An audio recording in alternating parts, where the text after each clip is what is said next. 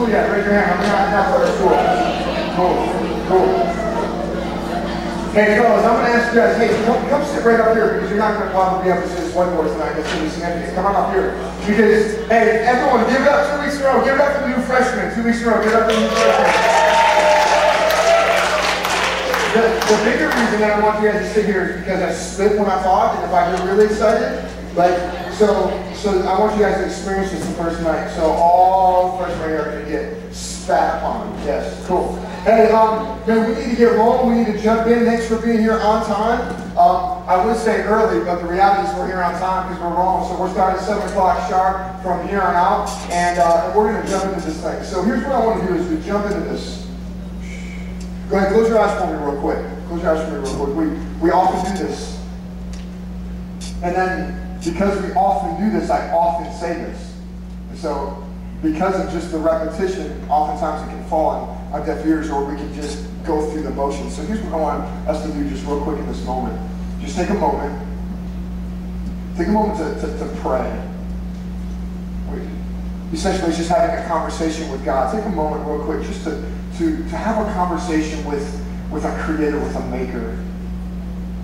You guys started school this week. You're back into somewhat of a routine. You're back into the struggles, and you're back into potentially distractions.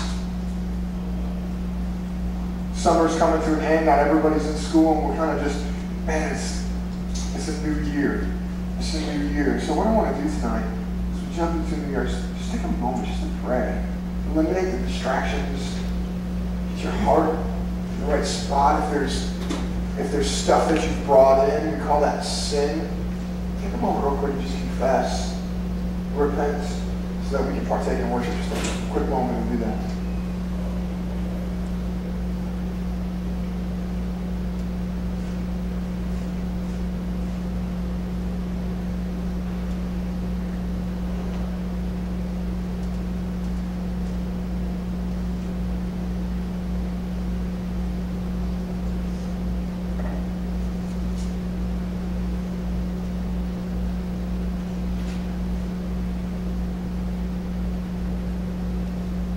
Father, tonight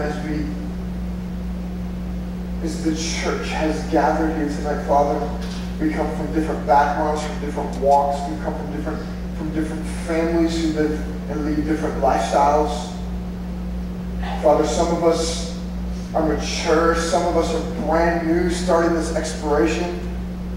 Some of us here tonight are leaders who people look to us to follow, to see how we live, to see how we love. Some of us here are not yet quite leaders, Father, but people still look to us to see how we live and to see how we love just because we call ourselves Christians. Father, the beautiful gift tonight that we've gathered here, Father, we simply by our attendance, by just being here, we simply say that we love you, we want to get to know you, we want to get to know you better. We want to personally and intimately be connected on a deep level with who you are. Father, we believe and we acknowledge that life doesn't make sense outside of a relationship with you. And so tonight we gather. We gather to connect, to stand arm in arm, to stand shoulder to shoulder.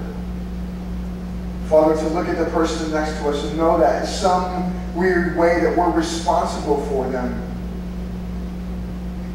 In some weird way, they're responsible for us, for me.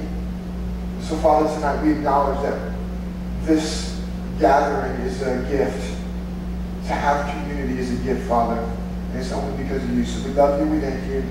In this time of worship, as we sing and as we open up the scriptures, Lord, I pray that your name is famed. And I pray that the sweet aroma coming from this place makes you smile. In your precious name we pray. Amen. To worship you, to honor you, to adore you is the only reason I live. To worship you, to honor you, To adore you is the only reason I live. I take your phrases and stitch them together, wear them comfortable like an old sweater. For God on my sleeve, so loved on my chest, the world on my other sleeve that he gave his only son, tied around my waist. I love for you to cover me, clothe me in your integrity, find me frequently, taking in long sips of your poetry. You intoxicate me with your eternity, and your love for me is front page news.